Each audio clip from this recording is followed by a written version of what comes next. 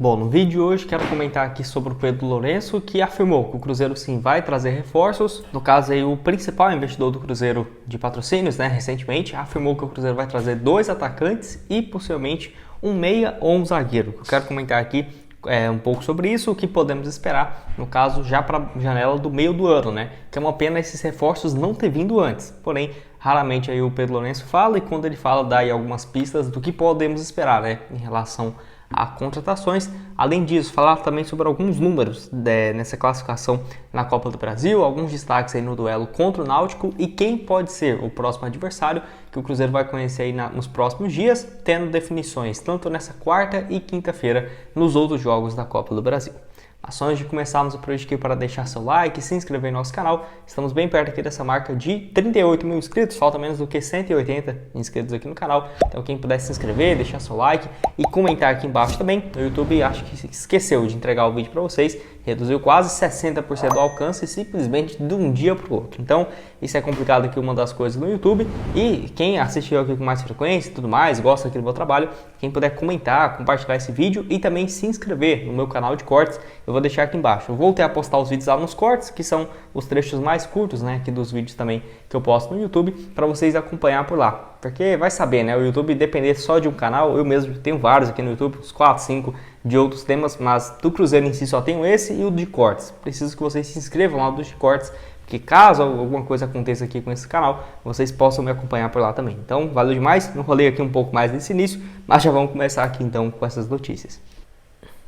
Bom, quero começar aqui então falando já dessa fala do Pedro Lourenço em entrevista, vou até dar os créditos aqui para vocês, para o S. Moreira Vitor e Alterosa Esportes, falando um pouco sobre reforços, expectativa de contratações para o Cruzeiro nessa temporada. É claro, o que eu esperava de reforços para o Cruzeiro foi muito longe do que aconteceu na teoria para a prática. Porém, podemos esperar alguma coisa mais interessante por meio da temporada, onde o Pedro Lourenço disse uma das partes dessa entrevista. Ele falou o seguinte: o Ronaldo vai sim trazer reforços, isso você pode ter certeza. Nós precisamos melhorar e vai vir, mas de fora, 2 atacantes e mais um recuado. Então assim, eu só fiquei na dúvida em relação a esse recuado, se seria um jogador, ele falou 2 atacantes e um mais recuado, seria um meia?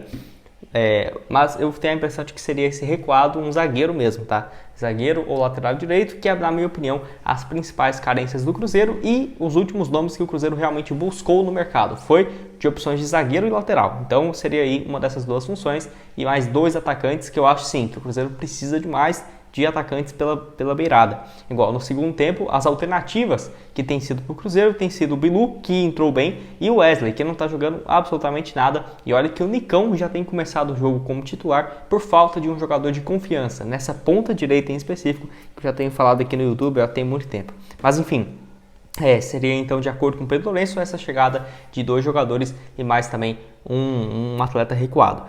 O Pedro Lourenço voltou a destacar também em relação à dívida do Cruzeiro, que ainda é muito alta. Ele, no caso, falou sobre a dívida que o Cruzeiro tem que pagar, que isso acaba impossibilitando ter investimentos um pouco mais altos, que eu concordo totalmente, até porque boa parte da receita do Cruzeiro desse ano de 2023 já tinha sido antecipada pelas gestões passadas, tá? Então, mesmo que o seu Ronaldo quisesse trazer jogadores com o fluxo de caixa que o Cruzeiro teria para essa temporada, ainda assim nem poderíamos ter um elenco, por exemplo, porque esse fluxo de caixa já estava comprometido pelos anos anteriores. O Pedro Lourenço voltou a destacar também que o Cruzeiro precisa de reforços, o elenco no geral precisa de mais técnica, de mais qualidade, então é o que podemos esperar. O Pedro, que comprou 20% da SAF do Cruzeiro por um valor próximo aí dos 70 milhões de reais, ele que foi no valor total 100 milhões, porém como o Cruzeiro devia 30 milhões para ele, vai ficar aí então apenas esses 70 milhões de reais que ele vai ter de pagar para ter esses 20% da SAF cruzeirense. E você, quem que acha que pode ser esses 2 atacantes aí e mais um jogador recuado? Então uma expectativa de 3 reforços para o Cruzeiro quando abrir a próxima janela, no dia 3 de julho, indo dessa janela então até o dia 2 de agosto. Enfim, deixa aqui embaixo a sua opinião nos comentários. Bom, quero falar aqui também sobre a Copa do Brasil e alguns destaques importantes para vocês. Eu quero só começar aqui sobre os times já classificados, que foi o Cruzeiro, o Fluminense, o Atlético Paranaense e o São Paulo. O Atlético Paranaense e o São Paulo que sofreram demais para eliminar seus times. O São Paulo 1-0 no Ituano e conseguiu a vaga na próxima fase. O Fluminense ganhou de 3-0 novamente do Paysandu e conseguiu a classificação. E o Atlético Paranaense saiu perdendo para o CRB. O CRB ganhou 1-0 em Alagoas e agora fez 1 a 0 na Arena da Baixada até o segundo tempo, que o Atlético fez 2 a 1 e ganhou nos pênaltis, bem sofrido, conseguindo a classificação.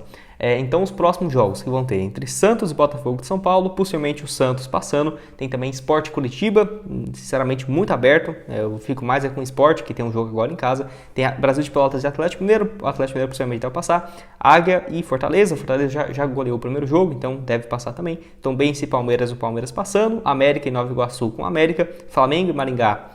Difícil, mas acho que o Flamengo mesmo. E Corinthians e Remo, eu ficaria com o Remo, viu? Eu não acho que o Corinthians deve passar. E também na quinta-feira, Bahia e Volta Redonda, fico com Bahia, Botafogo e Ipiranga, Botafogo, CSA Internacional, o Internacional e Grêmio ABC, o Grêmio também. Então assim, não vai ter muita surpresa nessa próxima fase.